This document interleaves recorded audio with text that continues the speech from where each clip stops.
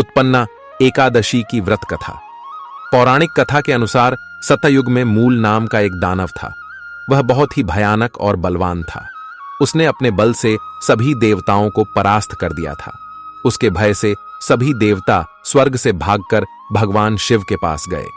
भगवान शिव ने जब उनकी बातें सुनी तो उन्होंने इस पीड़ा को दूर करने के लिए सभी देवताओं को भगवान विष्णु के पास जाने को कहा।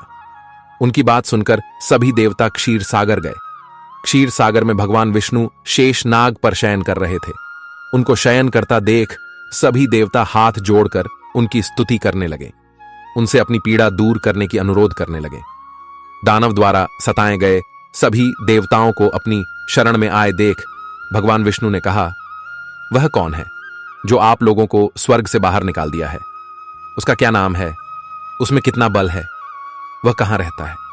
उसके साथ कौन कौन से और भी दानव हैं? उनकी यह बात को सुनकर भगवान इंद्र ने उन्हें सभी राक्षसों का नाम और उनकी शक्ति के बारे में भी बताया। उन्होंने कहा कि उस राक्षस का एक महापराक्रमी मूर नाम का एक पुत्र है। उसकी चंद्रावती नाम की नगरी है। उसी ने अपने पराक्रम से हम लोगों को स्वर्ग से निकालकर बाहर कर दिया है और स्वयं ही स्वर्ग का मालिक बन बैठा है। हे प्रभु, आप उस दुष्ट राक्षस को मारकर हम लोगों की पीड़ा दूर करें।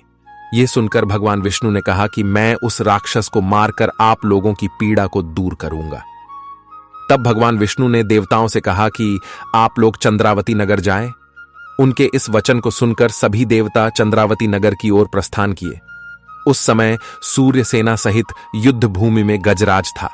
उसके भयानक गर्जना को सुनकर सभी देवता चारों दिशाओं में भागने लगे। तब भगवान विष्णु स्वयं रणभूमि में आकर उससे युद्ध करने लगे। यह युद्ध 10,000 वर्ष तक चलता रहा। युद्ध में थक जाने पर भगवान विष्णु बद्रिकाश्रम चले गए। वहां हेमावती नामक सुंदर गुफा थी। बता दें, यह गुफा 12 योजन लंबी है। उसका एक ही द्वार है। भगवान विष्णु वहां योग निद्रा में नजर आते हैं। भगवान विष्णु के सो जाने पर मुर भी उनके पीछे पीछे उस गुफा के पास आ गया। भगवान विष्णु को सोया देखकर मुर उन्हें मारने के लिए आगे बढ़ा। तभी भगवान विष्णु के शरीर से उज्ज्वल कांति रूप वाली देवी प्रकट हुई और उन्होंने मुर को युद्ध करने के लिए ललकारा। मुर जैसे ही देवी की तरह युद्ध करने के लिए दौड़ा, उसी वक्त देवी ने उसे मौत के घाट उतार दिया। जब भगवान विष्णु योग निद्रा से उठे तब देवी ने उन्हें सारी बातें बता दी। देवी ने कहा कि उनका जन्म एकादशी के दिन हुआ है, इसलिए वह उत्पन्ना एकादशी के नाम से पूजी जाएंगी। बता दें, जिस दिन माता प्रकट हुई थी उस दिन मार्गशीर्ष की एकादशी थी।